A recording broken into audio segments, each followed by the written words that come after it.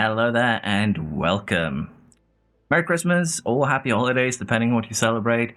But today we're doing something a little bit different. As you can see, we are playing with Ferrari. As you can imagine, there is something fun going on here. A little bit of a twist, if you will. So, maximum weight is something that has been requested quite a lot by several people. So, this is not the start of a maximum weight campaign. It's just a little bit of an experiment. We are going to be playing with Ferrari, and we are going to be making parts that are basically untouched when it comes to lifespan. Which means our car is going to be weighing 20 kilograms this season. It's going to be a 20 kg car, and the AI has been given with the editor a 0 kilogram car. Basically, once they make all their parts, they are going to be 0 kilograms. And this is basically going to be potentially a little bit more interesting than the maximum weight we did a couple of seasons back. It's just a little bit of a test. We're going to do 20 kilograms this time. Maybe we'll do 40 kilograms some other time this Christmas, but we'll have to see what I have time for today because I am traveling.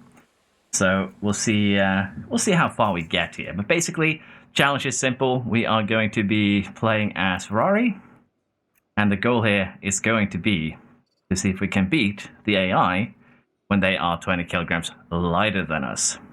Apparently, Tondi has an issue here. He is being replaced. Is he? I don't believe he is, but he believes he is.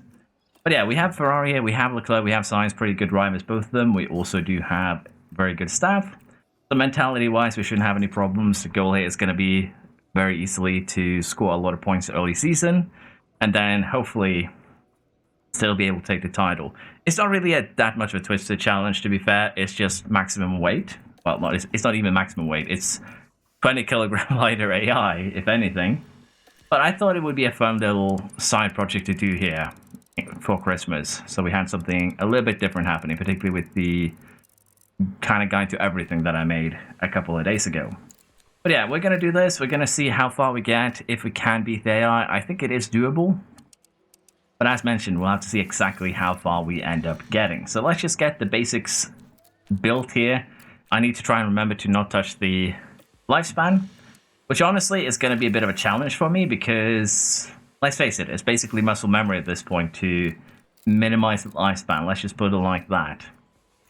But yeah, I'm going to get the car set up here like we usually do. I just want to see how much of a difference these changes make.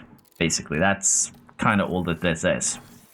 But with Ferrari, that's a pretty powerful car. It should be good. So we're going to just skip through the first couple of races here. I think we're going to limit ourselves a little bit by simulating probably the first third of the season, and then maybe we'll play some of the races later on where the AI has gotten their parts on and are a little bit more competitive.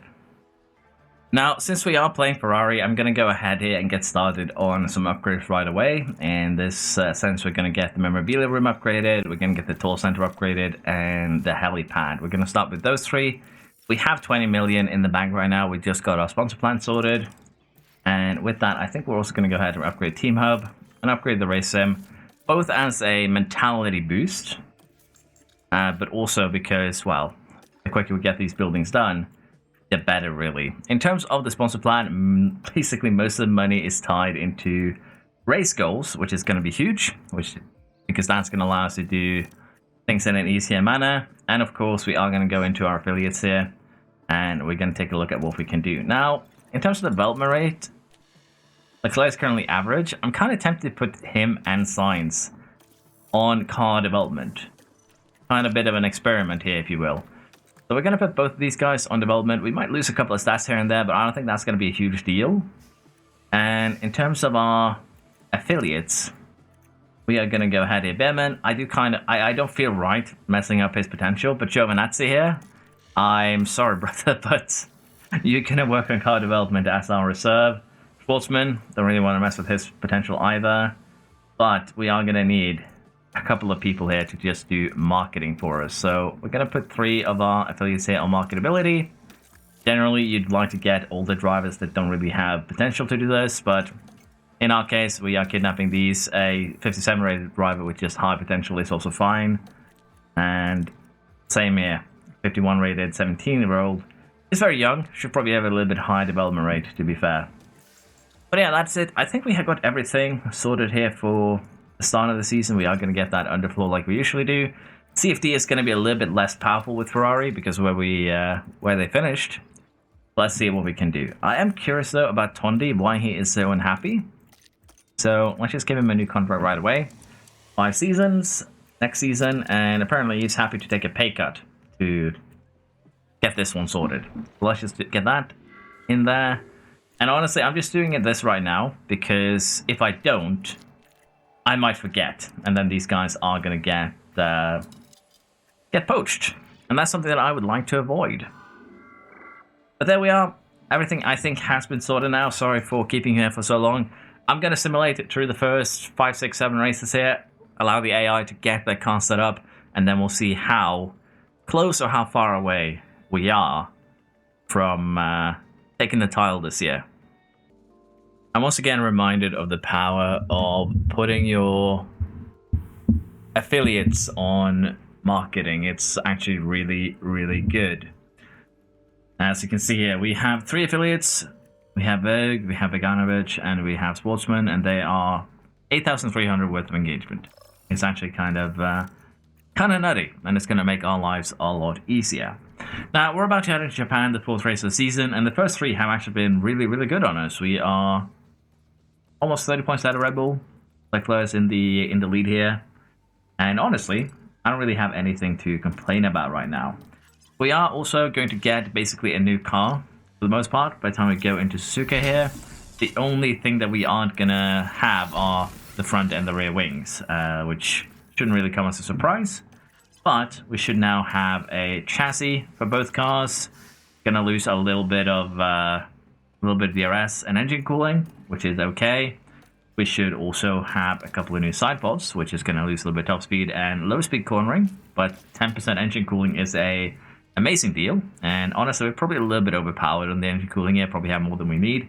That's not a huge deal. And finally here, the suspension, giving us a little bit more top speed, but a huge 10% tire preservation, bringing the tire preservation of this car to a definitive first. No one can even rival us with the current situation on tire preservation. We have 75%. I feel like I'm going to love driving this car once we actually get a little bit further into this. Now, on the AI side here, we can actually see that they have started shedding some weight. 12 kilograms now for Red Bull, 14 for McLaren, and for Mercedes, they're already down to 5. So, surprising that they don't actually have better stats. Maybe I should have gone for the full 40. But again, this is more of a test run than anything else that I wanted to share with you guys. So you had something to watch this Christmas. But yeah, race target wise, I think again, we're just going to simulate probably 4 or 5 more races. We are basically getting there with the car, which is huge. Let's see if we can keep this lead up.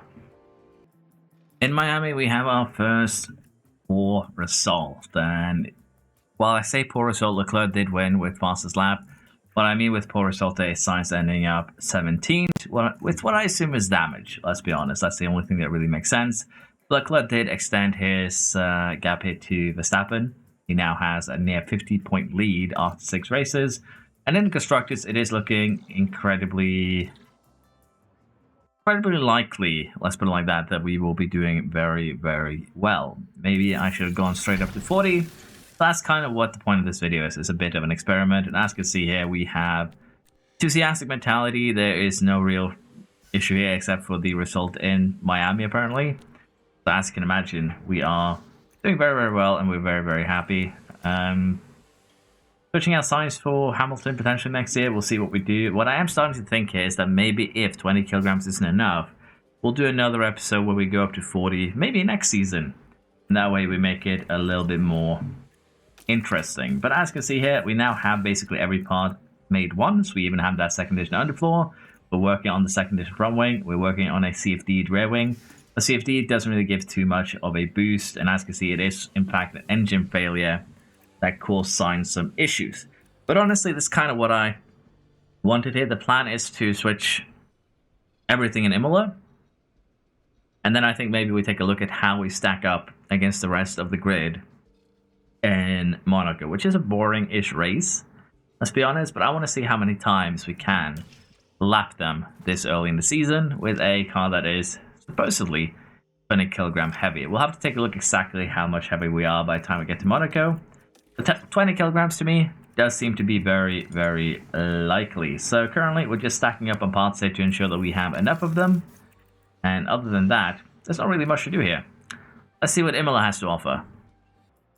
With the new engines in Imola here, we kind of powered through, get a 1-2 from a 3rd and 5th start on the grid, which is really, really good. Verstappen isn't far off though, just 6 seconds, and our drivers were basically kind of bullying each other, I guess, which I guess we should be happy they didn't crash. But this is now a very, very healthy lead this early on in the season. Maybe I overestimated the effect of 20 kilograms and should have gone straight to 40, as was suggested to me. But as I didn't really have time to experiment before I'm going, basically traveling back to family for Christmas, I didn't have the, again, freedom to experiment. So we might again do a second season here, but I've been negative or doubtful at the start of the season before and then gotten absolutely destroyed by the AI later on.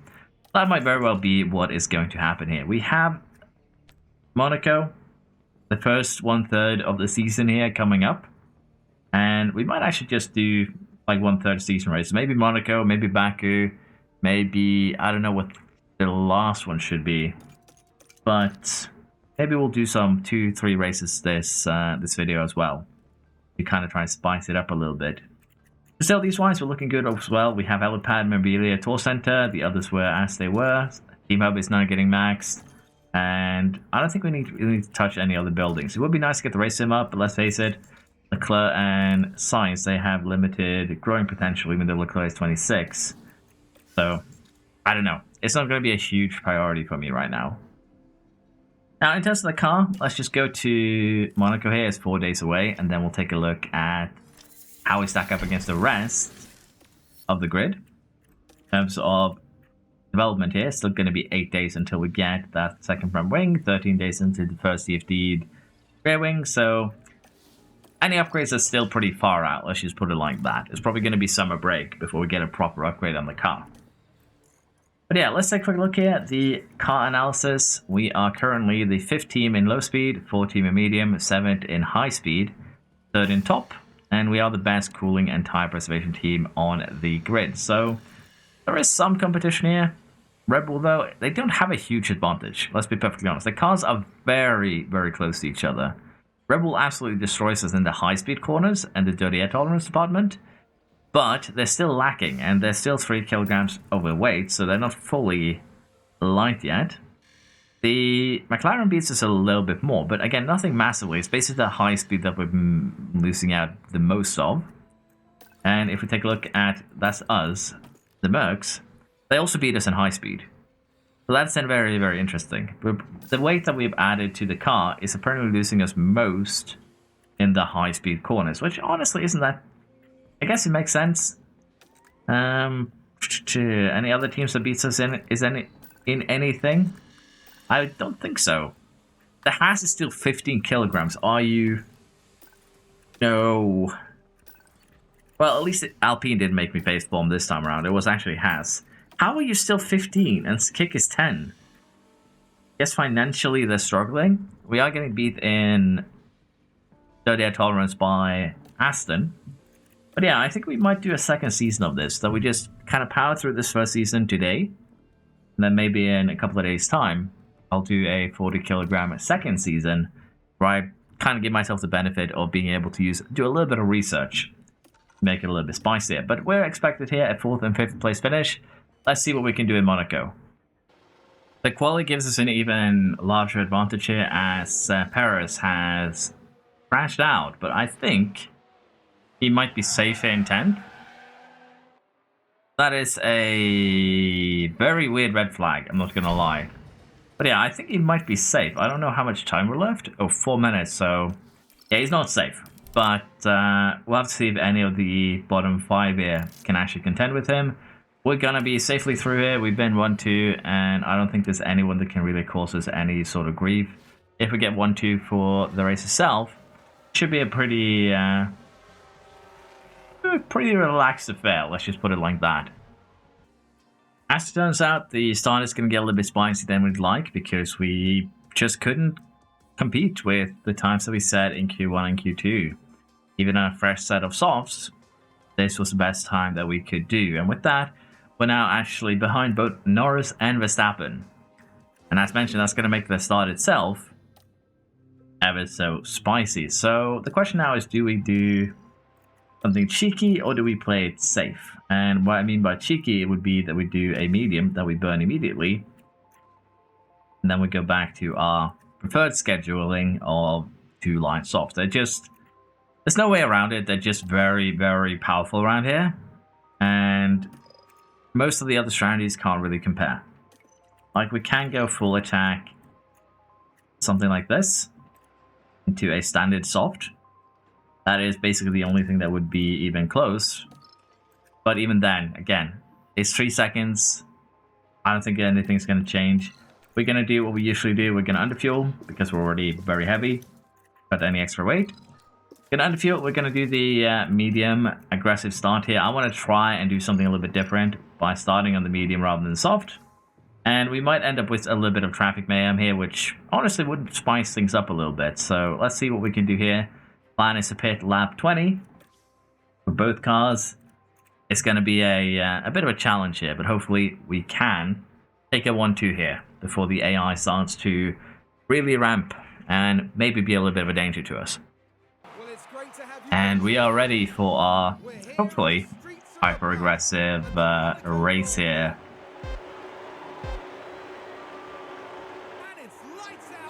That is a terrible start from the McLaren.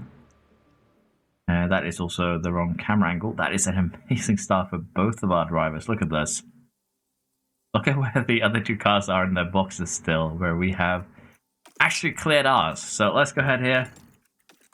Get some high overtake aggression sorted. And let's be honest here. Sainz should potentially be able to do a double overtake. But just didn't have the room. And while Leclerc did lose his position temporarily, he does get it back. And interestingly enough, there's not a single car here on a soft tire, which is potentially going to make our strategy quite painful because we are going to burn these mediums and then we're going to pit. And if everyone is running long, that's not necessarily a good thing for us. So we do need to clear both the Red Bull and the McLaren quickly. And immediately here we have Sainz dive bombing Verstappen in, well, beautiful fashion. Maybe a little bit insane, not gonna lie, but we appreciate the effort. Is Leclerc gonna do the same thing here to Verstappen as well? No, he's not. He's gonna bide his time, as Verstappen is actually falling over a second behind Sainz and Norris. So I need Sainz now to do that same insane move once more. A little bit too far backward though, Leclerc.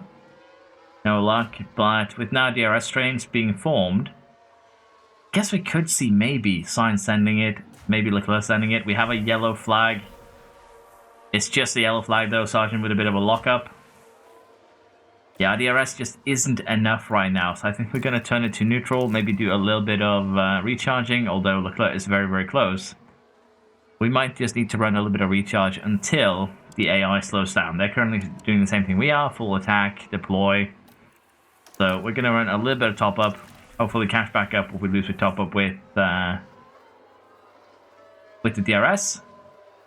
And from there, hopefully get these positions back, although Leclerc is falling dangerously far back here and could be in danger, so let's just deploy a little bit to close that gap.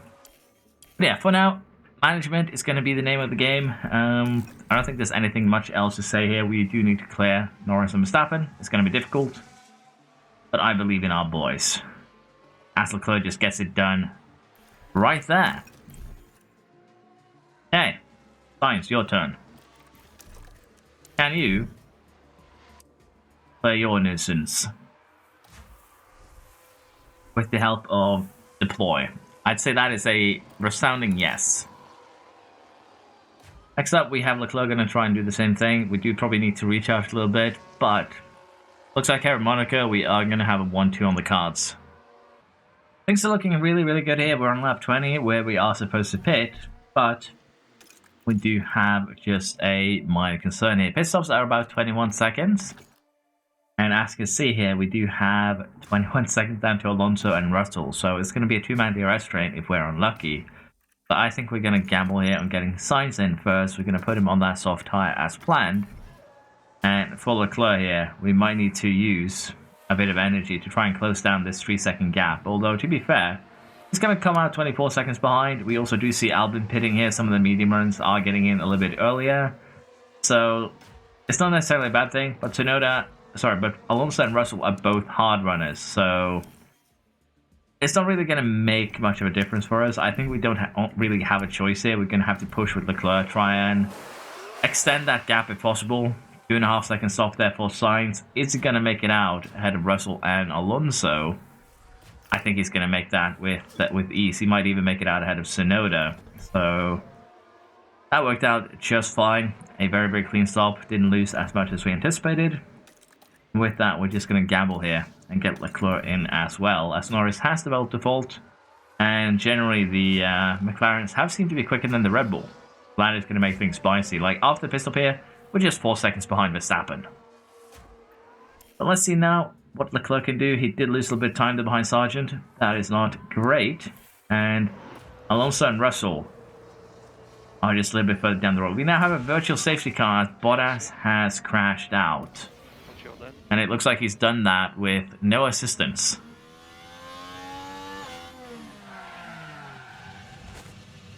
It's locked up into the wall.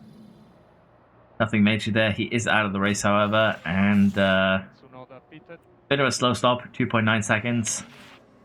Should still be safe, though, I would think. And yeah, Tsunoda pits. Leclerc actually comes out ahead of his teammate because that virtual safety car happened in the middle of the pit stop. That worked out to our advantage. Can't complain too much. Gonna mess a little bit with our tires. I would expect to see Norris and Verstappen maybe pit as well. They might be going for the one-stopper. But this is not a bad position to be in. To make things a little bit more spicy, we now have a red flag here as Norris has crashed with, I assume that is Albon. Either that or Norris is avoided and somehow ended up, well, sideways. Seems like a very interesting situation. Now, as you can see here, the strategy for the remaining of the race is going to be pretty straightforward and simple. We just entered our final pit stop window. I decided to stretch a little bit more. We had a pretty huge advantage here down to Tsunoda, who's actually going to be the big winner of this because, as you can see, he needs to pit again. Verstappen's probably the only one that wouldn't have to in the top 10. So, yeah, interesting. It's going to be an interesting situation. There's just no way around that. Curious exactly what happened here. If Norris locked up, if Albon had a... Okay, so Albon touched the wall, ricocheted, and whacked Norris. That's some insane bad luck. Yeah, we are going to go ahead here. We're going to use the soft tires. We're going to run them on light because, let's face it, there's no need to run them on anything else here. We should be able to keep Tsunoda at bay. Verstappen is going to be potentially a threat, but I wouldn't be too worried. Red lockout here in Monaco. That's what we like to see.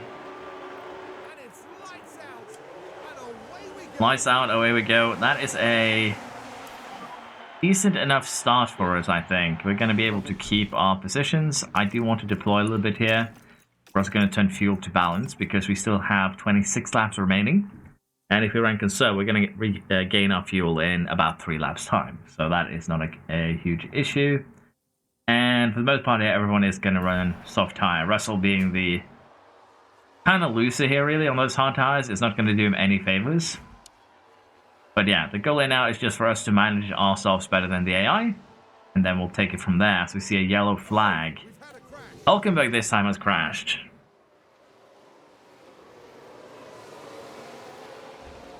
Okay, so he just slightly hit the wall on the turn in there. That's a bit unfortunate. Did he do another touch? Okay, so that was his initial touch. Do we... Why do I get Stroll flashbacks there? Seeing that? So we actually hit both walls. Both sides of his front wing got a little bit of a scrape. That's not great. Now, in terms of our current position, we're actually looking really, really good. We are pulling away from Tsunoda. We're pulling away from Verstappen by, well, just having him stuck where he is.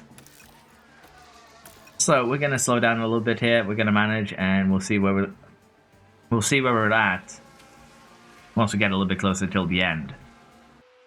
But now in the final lap here in Monaco, Charles is doing his, well, show tour, I guess. Show lap. As he looks like he is going to get the win here. For Verstappen, he's currently being held up by Tsunoda. So that is some interesting karma, considering the latest news that he's not going to be given a chance in the Red Bull next year, which to me is a bit of a shame. I'd like to see him be given a go.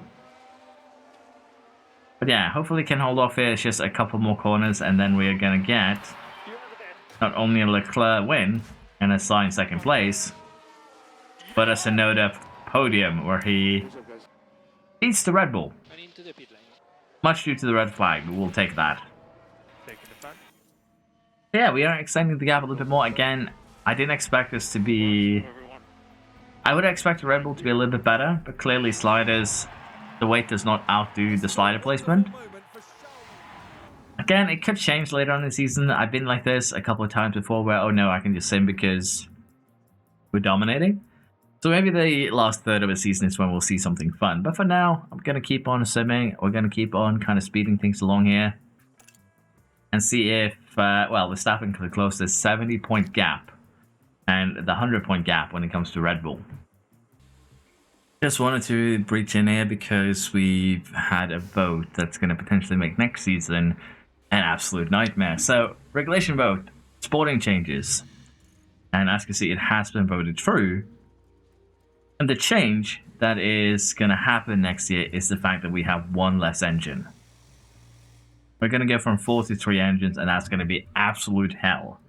To add things, to add to the spice, if you will, if we go to the board and take a look at the rules and regulations, we only have 2 pieces that are getting hit with a regulation change, and that is the side pod and the chassis.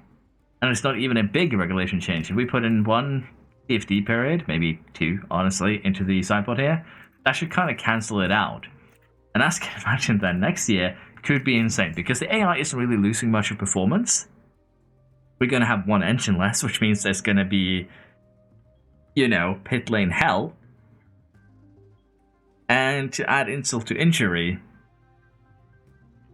I am currently dominating with a car that is 20 kilograms heavier than anyone else's. To be fair, I thought the AI would be closer, but I think actually the fact that everyone is now 20 kilograms have affected the Red Bulls negatively. That's the best way I can describe the situation. Like, Verstappen and Perez are still doing okay, but Norris is right behind. Piastri isn't too far behind, and it's kind of an interesting situation, all considered, I do have to say. Now, in terms of performance at this point, we do still have a very, very good car. Red Bull is getting slightly more ahead of us than they were earlier, to the point where they should be kind of beating us right now. I think our tire preservation is actually good enough that they are just not making that happen. So what I've done right now is that we're going to make this side pod, then we're going to switch this slot to research. We're going to make another suspension off this one, and then we'll switch the suspension slot here also to research. And then we're going to prep for next year, where we're most likely going to go negative 40 kilograms. Because as you can see, we're still winning. We won the last race, and even then, we don't have the best car right now. That tire preservation is doing a lot of the heavy lifting. And let's be honest, the mentality is probably also helping. Now, what I've also gone ahead and done is I checked my staff, and particularly both of my race engineers do have contracts expiring. We're going to try and renew Marcos here, because he has great chemistry with Leclerc. However, Adami, although he is one of the highest rated race engineers in the game, we're going to go ahead and try and replace him with Bono, because we are getting Hamilton next season. So we're going to try and kidnap his race engineer as well. I've sent out the offer. We'll have to see if he accepts. And the King has unfortunately lost, and overall he's down to 77. All in all, not the best not the best start here. Let's just put it like that. But Hungary's up here in 4 days. We are, again, very much dominating. This might be a very short video if things continue like this, but we'll see if we get any sort of fight towards the end of this year. The Ferrari supremacy continue here with Monza offering us a 1-3 finish. No win here for Leclerc, but Sainz did take it. Verstappen ends up second. And generally here what we are seeing is that we are pretty much untouchable. I definitely should have gone more than just 20 kilograms up to 40. But with the weak-ish regulations, I guess you could say, that we have this year, the fact that we're only getting 3 engines next year, I think we may very well go towards making a second part. I think that could be something that would be fun to do, and see if we can maintain this kind of performance in a situation where, well, we have everything kind of going our way. So I don't know, it's been a bit weird. I thought this would be harder, honestly, because again, we are basically giving the AI a 20 kilogram advantage. I did not expect the Red Bull to be struggling this much in this scenario. As you can see, we're still first in top speed and DRS effectiveness, fourth in low and medium speed. High speed is still lacking, but again, I do believe that tire preservation is saving us a little bit. It would not surprise me to put it that way.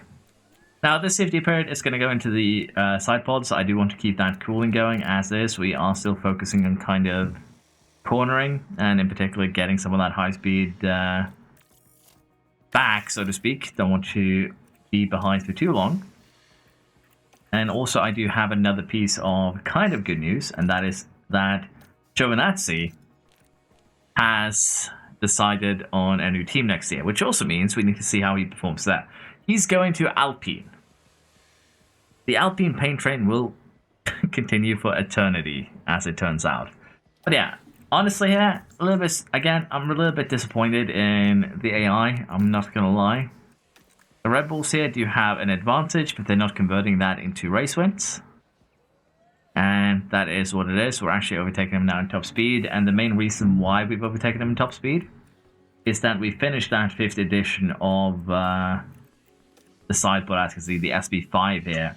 The SB2, in comparison, has a little bit more cornering, a tiny amount more engine cooling, but as you can see, we're gaining 0.63 kph with this upgrade, so it's pretty decent. The suspension upgrade that we're getting here also would give us a little bit more top speed, cornering, tire preservation, and basically also the chassis here just upgrades across the board. So yeah, all of these have helped us to keep up a little bit, but honestly, this is basically where we're going to end up.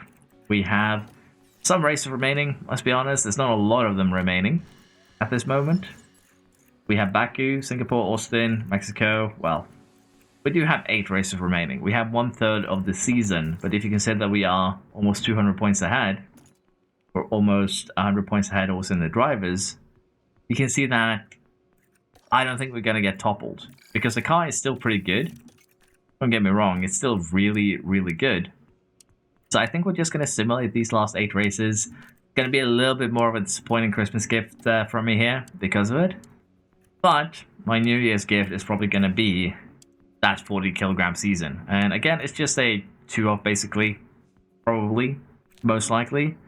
Just to kind of showcase that you can do this more so than anything else. And we are trying now to deal with the training here. I'll fill in the rest later. But yeah, I think we are looking very, very good. Gonna go ahead here, simulate the rest. Again, I want to kind of take a look at Baku. I don't think I want to do that anymore. I want to finish the season. Because reality of the situation here is that if I take control in Baku, unless we have a crash, it's going to be pretty much the same as Monaco. Smooth sailing, pretty much a win. Nothing really of interest happening. And while that is okay, it's also slightly boring. So, yeah. Let's see what we can do here. We're going to speed along. See if maybe the Red Bull catches up a little bit towards the end of the season. I personally doubt it, but we can always hope. And also the fact that we're getting Hamilton next season could make things even spicier. So, yeah. I don't know. Let me know what you think in terms of doing another season where we up the weight to 40 rather than just 20. The season here has reached its end. We just finished Abu Dhabi, and unfortunately, while Verstappen did win here, it didn't really pose much of a threat over the course of the season. Leclerc ended up as our drivers' champion, and as you can see here, he kept the gap basically at 100 points up until this final race.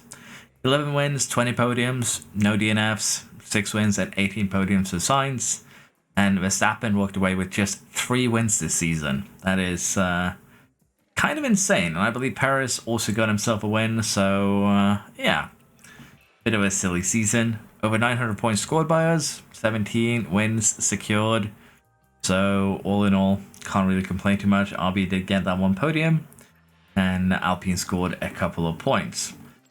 So I think we are going to do a second season here. It's not going to be a part of this video because I am basically traveling home for Christmas right now. By the time you see this video, I will already be home for Christmas. So I think it's going to be something that we will do at a later date, hopefully before before the new year, to put it like that.